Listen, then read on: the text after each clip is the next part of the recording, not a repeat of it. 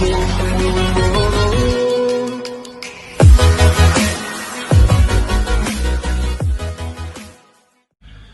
इस पार्ट में हम डिस्कस करेंगे हाइब्रिडाइजेशन की कुछ ट्रिक्स को, जिससे हम आसानी से हाइब्रिडाइजेशन मालूम कर सकते हैं किसी भी मॉलिक्यूल की।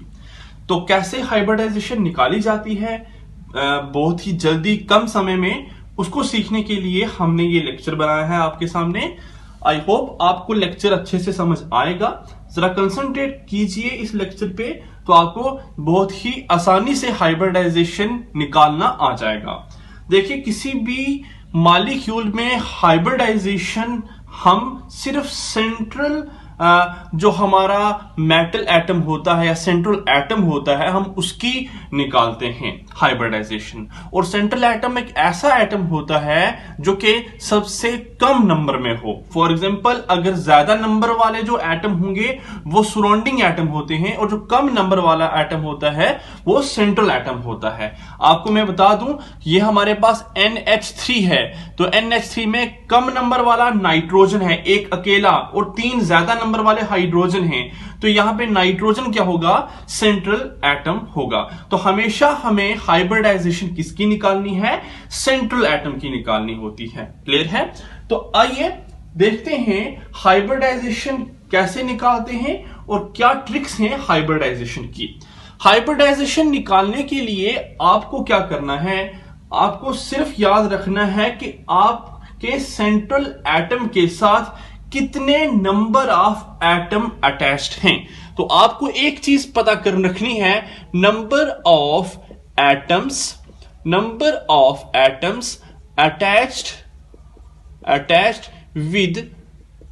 With central atom. जो हमारा सेंट्रल एटम होगा उस एटम के साथ कितने और एटम जुड़े हुए हैं, एक ये चीज याद रखिए, एक ये चीज पता करिए। और दूसरी चीज आपको ये पता करनी है, प्लस लोन पेयर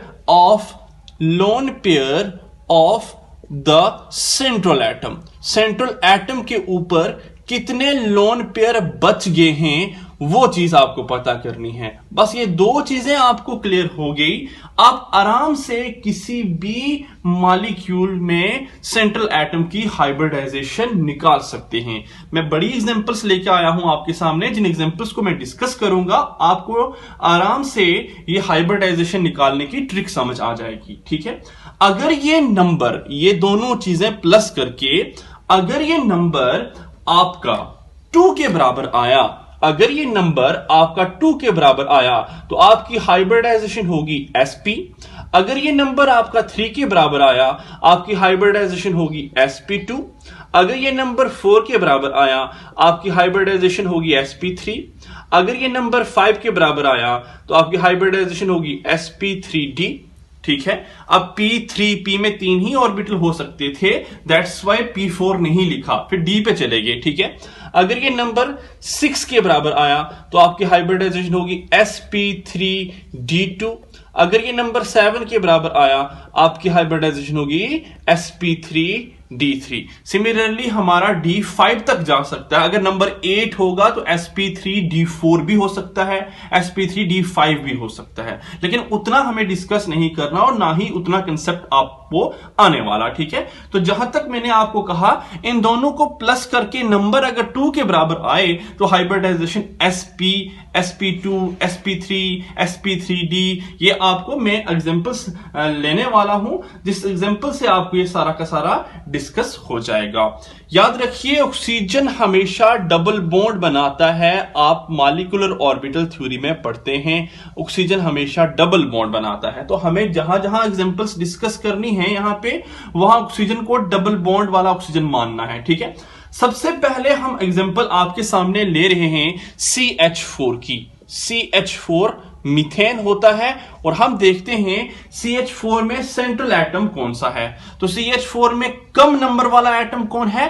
कार्बन। तो कम नंबर वाला जो एटम है वो होगा सेंट्रल एटम। ठीक है? एक चीज आपको मैं और बताना चाहता हूं, वो चीज आप याद रखिए, वो चीज आपको पता भी होनी चाहिए कि हमने देखा P ब्लॉक के एलिमेंट में बोरान होता है, फिर उसके बाद कार्बन होता है, फिर नाइट्रोजन होता है, फिर ऑक्सीजन होता है, फिर फ्लोरीन होता है, फिर नियोन होता है। ऐसा ही होता है, ठीक है। अब जरा याद रखिए, ये आपको पता होना चाहिए, ये ग्रुप 13 का एलिमेंट है, ये ग्रुप 14 का एलिमेंट है, ये ग्रुप 15 का एलिमेंट है, ये ग्रुप 16 का है, ये ग्रुप 17 का है, ये ग्रुप 18 का है, ठीक है।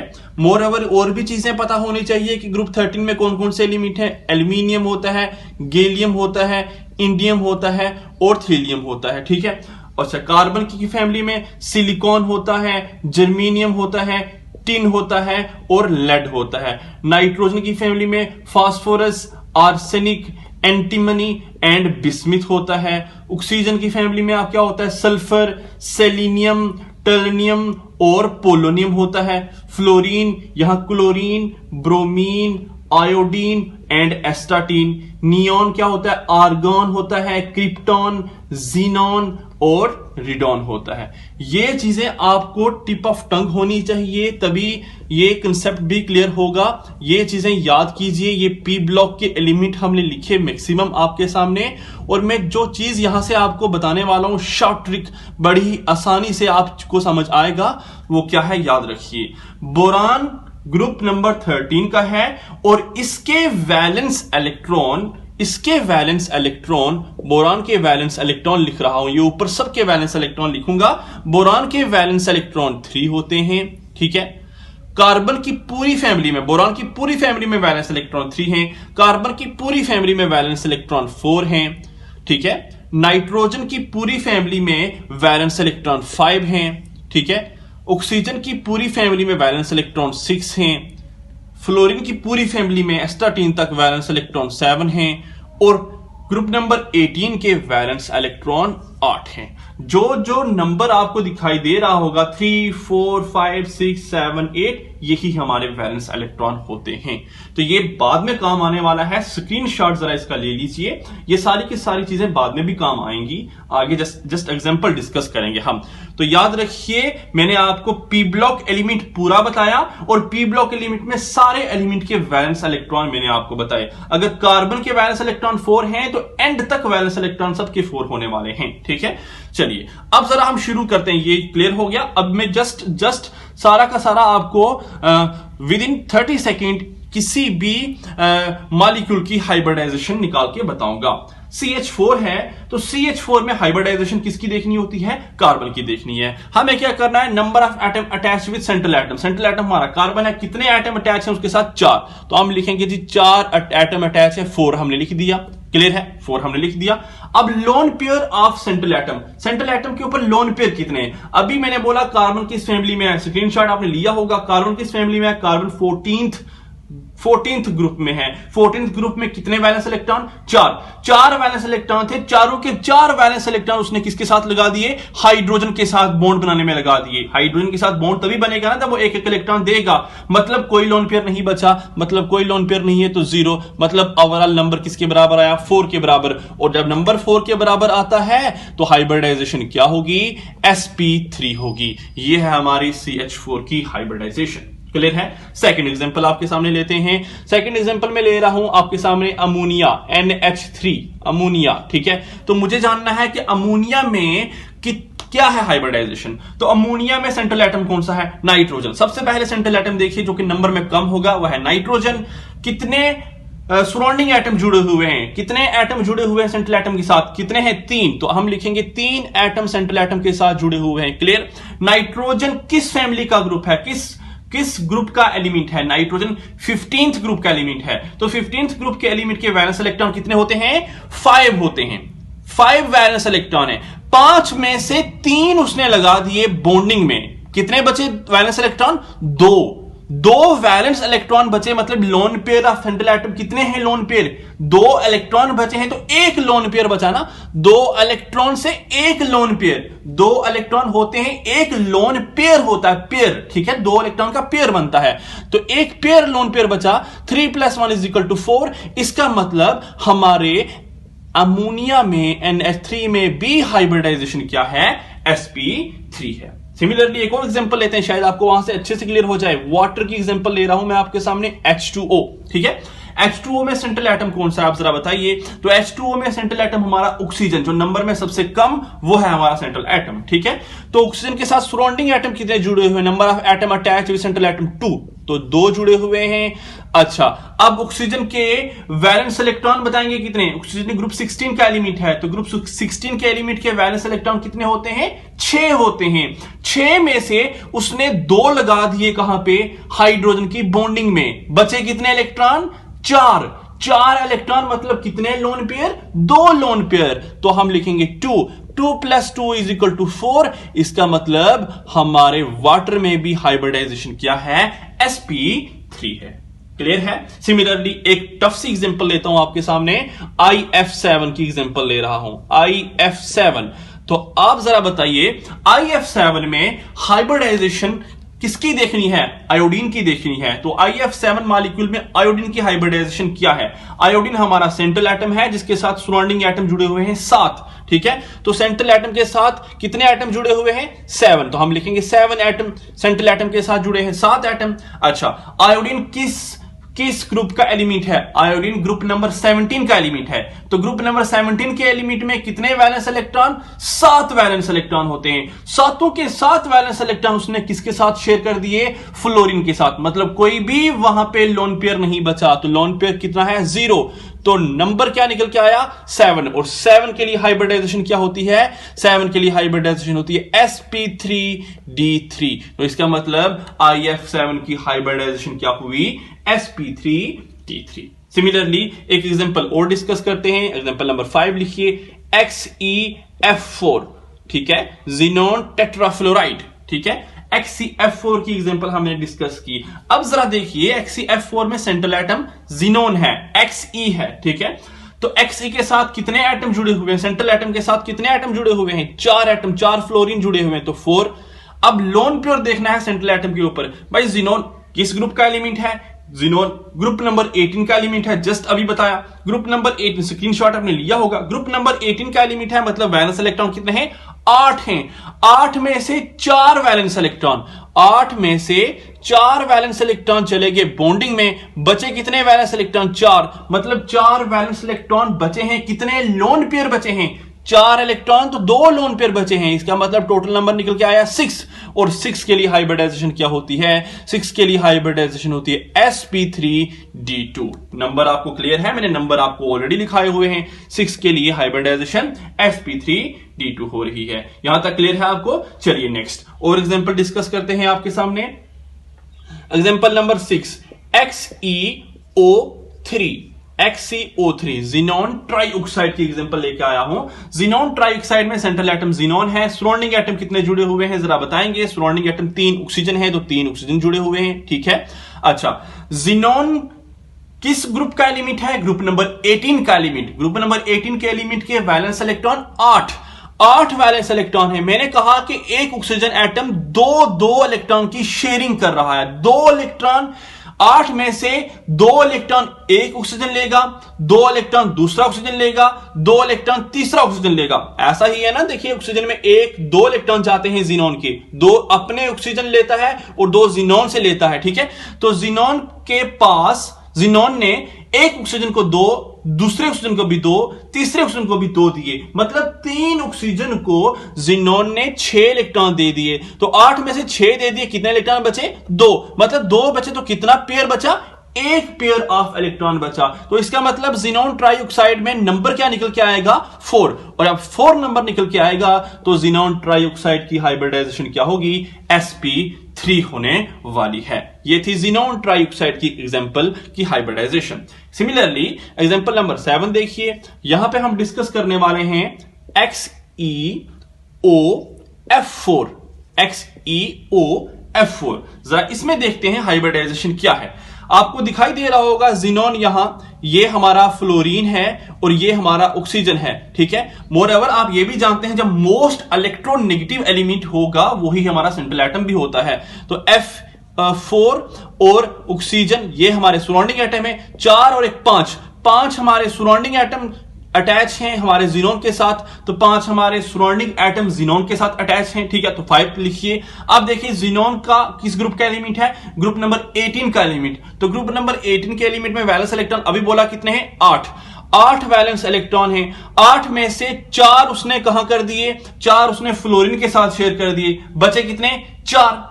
उस 4 में से 2 उसने फिर ऑक्सीजन के साथ भी करने हैं शेयर, तो 4 में से 2 ऑक्सीजन के साथ करना है, बाकी कितने बचे, 2 इलेक्ट्रॉन बचे हैं। 2 इलेक्ट्रॉन मतलब एक पेयर बचा है, तो 5 + 1 = 6। तो इसका मतलब हमारे HCF4 में हाइब्रिडाइजेशन क्या है, sp3d2 हाइब्रिडाइजेशन है HCF4 में। मैं दोबारा से आपको कहने वाला हूं, याद रखिए ज़ीनोन के पास 8 इलेक्ट्रॉन हैं, 8 में से 4 उसने दे दिए किसको, फ्लोरीन को, तो बचेंगे 4 में से एक ऑक्सीजन 2 लेता है, बताया मैंने, डबल बॉन्ड बनाता है, 4 में से एक ऑक्सीजन 2 ले लेगा, तो बचेंगे कितने, 2 इलेक्ट्रॉन मतलब एक लोन पेयर।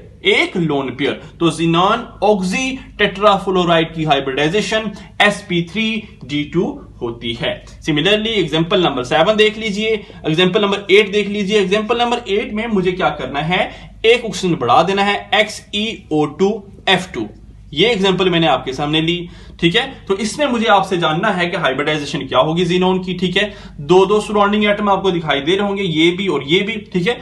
अब जरा देखिए यहां कितने एटम जुड़े हुए हैं हमारे सेंट्रल एटम के साथ, 2 और 2 4, तो हम लिख सकते हैं 4 एटम जुड़े हुए हैं हमारे सेंट्रल एटम के साथ, तो आप लिख लीजिए 4। अब ज़ीनोन के पास 8 इलेक्ट्रॉन है, 2 उसने दे दिए फ्लोरीन को, फ्लोरीन सिंगल बॉन्ड बनाता है, बचे कितने, बच के 6 में से 2 एक ऑक्सीजन लेगा और 2 दूसरा ऑक्सीजन लेगा, मतलब 4 चलेंगे, 6 में से 4 चलेंगे, बचे कितने, 2 इलेक्ट्रॉन, मतलब एक लोन पेयर बचा, तो 4 + 1 = 5। इसका मतलब यहां पे हाइब्रिडाइजेशन क्या होगी, sp3d होगी। XeO2F2 में हाइब्रिडाइजेशन sp3d होने वाली है। सिमिलरली एग्जांपल नंबर 9 एक देख लीजिए, फाइनल लास्ट एग्जांपल हम ले रहे हैं SF4, ठीक है, सल्फर टेट्राफ्लोराइड। SF4 में हाइब्रिडाइजेशन क्या है वो हमें जाननी है। तो SF4 में हाइब्रिडाइजेशन जानने के लिए आपको देखना है कि कितने सराउंडिंग एटम हैं, कितने सराउंडिंग एटम सेंट्रल एटम के साथ जुड़े हुए हैं। तो कितने जुड़े हुए हैं, हमारे पास 4 एटम जुड़े हुए हैं, हमने 4 लिखना है। सल्फर ग्रुप नंबर 16 का एलिमेंट है, अगर ग्रुप नंबर 16 का है तो 6 वैलेंस इलेक्ट्रॉन, 6 में से 4 फ्लोरीन के साथ शेयर हो गए, बचे कितने, 2 इलेक्ट्रॉन बचे, तो लोन पेयर कितना, 1। 4 + 1 = 5। इसका मतलब यहां भी हाइब्रिडाइजेशन sp3d होने वाली है। ये सिंपल ट्रिक जिससे आप सिर्फ 20 या 25 सेकंड में आप हाइब्रिडाइजेशन निकाल सकते हैं। सिमिलरली मैं कुछ आपके सामने आयंस ले आया हूं, आयंस की एग्जांपल भी ले आया हूं। फॉर एग्जांपल जिसके ऊपर पॉजिटिव चार्ज हो या जिसके ऊपर नेगेटिव चार्ज हो, उसकी हाइब्रिडाइजेशन कैसे निकाल सकते हैं। फॉर एग्जांपल हमें हाइब्रिडाइजेशन निकालनी है, एग्जांपल नंबर 10 लिखिए, SO4 2 नेगेटिव सल्फेट आयन की, ऊपर है 2 नेगेटिव चार्ज। तो हमें पूछा यहां पे सल्फेट आयन में सल्फर की हाइब्रिडाइजेशन बताइए। तो हमें क्या करना होता है, यहां पे आराम से सोचिए, आराम से देखिए। हमें यहां देखना है सबसे पहले नंबर ऑफ एटम कितने अटैच हैं सेंट्रल एटम के साथ, तो कितने ऑक्सीजन अटैच हैं, 4, हमने 4 लिखना। सल्फर किस ग्रुप का एलिमेंट है वो देखना है, तो सल्फर ग्रुप नंबर 16 का है, तो ग्रुप नंबर 16 के वैलेंस इलेक्ट्रॉन कितने हैं, 6। क्लियर है, ग्रुप नंबर 16 के वैलेंस इलेक्ट्रॉन कितने हैं, 6। ऊपर देखना है नेगेटिव चार्ज कितना, अब यहां पे ये फोकस करना होता है बच्चे, ऊपर नेगेटिव चार्ज कितना है, ऊपर नेगेटिव चार्ज कितना है, 2। अगर 2 नेगेटिव चार्ज है तो हमें 2 ऐड कर देना है, 6 + 2 = 8 आया। क्लियर हुआ, 8 वैलेंस इलेक्ट्रॉन हुए टोटल। 8 वैलेंस इलेक्ट्रॉन में से उसने 4 ऑक्सीजन के साथ कितने शेयर किए, एक ऑक्सीजन के पास 2 गए, 4 ऑक्सीजन के पास कितने जाएंगे, 8। मतलब 8 में से 8 के 8 इलेक्ट्रॉन चले गए ऑक्सीजन के पास, लोन पेयर कोई नहीं बचा, तो लोन पेयर कुछ भी नहीं है। तो इसका मतलब हमारा नंबर कितना निकल के आया, 4। तो इसका मतलब SO4 2 नेगेटिव में हाइब्रिडाइजेशन क्या होगी, sp3 होने वाली है। क्लियर है। अगर आपका नेगेटिव चार्ज है तो आपको नंबर ऑफ इलेक्ट्रॉन प्लस करने होंगे। नेगेटिव चार्ज है तो प्लस करना होता है। अगर आपका नेगेटिव चार्ज है तो हमें यहां पे प्लस करना है। फॉर एग्जांपल जरा और देख लीजिए, नेक्स्ट एग्जांपल देख लीजिए। हम ले रहे हैं आपके सामने एग्जांपल NH4। 11th एग्जांपल देखिए, NH4 पॉजिटिव। ठीक है, ठीक है, NH4 पॉजिटिव। यहां हम पूछना चाहते हैं, आप बताएंगे जरा हाइब्रिडाइजेशन हमारे नाइट्रोजन की क्या है। तो आप बोलेंगे सबसे पहले सराउंडिंग एटम हमारे पास 4 हैं, सराउंडिंग एटम 4 हैं। ठीक है, अब जरा देखते हैं नाइट्रोजन के वैलेंस इलेक्ट्रॉन कितने। नाइट्रोजन ग्रुप 15 का एलिमेंट है, वैलेंस इलेक्ट्रॉन 5 में से एक प्लस है तो -1 कर दीजिए, तो बचेंगे कितने, 4। क्लियर है, 5 में से एक प्लस था ना, तो -1 किया, बचेंगे 4। 4 इलेक्ट्रॉन वैलेंस हैं, वैलेंस इलेक्ट्रॉन 4 हैं, चारों के 4 एक हाइड्रोजन के साथ शेयर हो गए। इसका मतलब लोन पेयर कोई नहीं है, लोन पेयर बचा 0, तो हम लिखना है 0, मतलब नंबर निकल के आया 4। और 4 नंबर किसके लिए होता है, 4 नंबर sp3 हाइब्रिडाइजेशन के लिए होता है।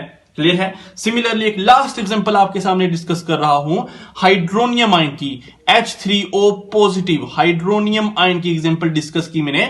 मुझे यह जानना है कि हाइड्रोनियम आयन में ऑक्सीजन है सेंट्रल एटम, और ऑक्सीजन की हाइब्रिडाइजेशन क्या है। तो सबसे पहले आपको देखना है सराउंडिंग एटम कितने हैं। आपने लिखना है सराउंडिंग एटम 3 है, तो आपने 3 लिख दिया। ऑक्सीजन के वैलेंस इलेक्ट्रॉन ग्रुप 16 का एलिमेंट, तो वैलेंस इलेक्ट्रॉन 6, वैलेंस इलेक्ट्रॉन 6 हैं। 6 में से एक पॉजिटिव चार्ज, मतलब एक माइनस कर दो तो बचेंगे कितने, 5। 5 में से 3 हाइड्रोजन के साथ बॉन्ड बना गए, तो 5 में से 3 माइनस करो तो बचेंगे कितने, 2 इलेक्ट्रॉन बचे, मतलब कितना लोन पेयर बचा, 1 प्लस कर दीजिए तो नंबर निकल के आएगा 4। और 4 नंबर किसके लिए होता है, 4 नंबर sp3 हाइब्रिडाइजेशन के लिए होता है। जब भी नेगेटिव चार्ज आएगा आपको वैलेंस इलेक्ट्रॉन प्लस करने हैं, जब भी पॉजिटिव चार्ज आएगा आपको वैलेंस इलेक्ट्रॉन से उतना पॉजिटिव चार्ज माइनस करना होता है। तो ये थी सिंपल ट्रिक, जिस ट्रिक से हम हाइब्रिडाइजेशन किसी भी मॉलिक्यूल की बड़े ही आसानी से निकाल सकते हैं।